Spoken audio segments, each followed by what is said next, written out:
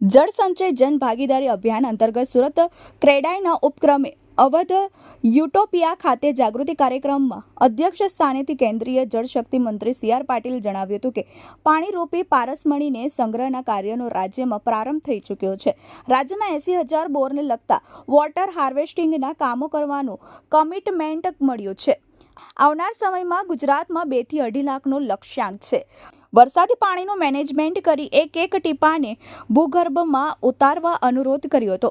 સુરત ક્રેડાઈ 1,111 બોર હાર્વેસ્ટિંગના કામો કરશે. રાજસ્થાન અને મધ્યપ્રદેશની 20 નદીઓ જોડવા અને હસ્તાક્ષર થઈ ચૂક્યા છે.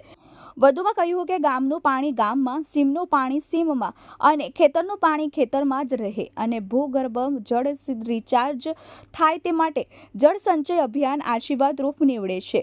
14x45 મકાનમાં 100 મીમી વરસાદ પડે તો પણ તેના દ્વારા 1 લાખ લીટર પાણીને ભૂગર્ભ ઉતારી હસ્તાક્ષર થઈ ચૂક્યા છે. વધુમાં કહ્યું કે ગામનું પાણી ગામમાં, સીમનું પાણી સીમમાં અને ખેતરનું પાણી ખેતરમાં જ રહે અને ભૂગર્ભ જળ રિચાર્જ થાય તે માટે જળ સંચય અભિયાન આશીર્વાદ રૂપ નીવડશે. 14x45 મકાનમાં 100 મીમી વરસાદ પડે તો પણ તેના દ્વારા 1 લાખ લીટર પાણીની ભૂગર્ભમાં ઉતારી શકાય છે.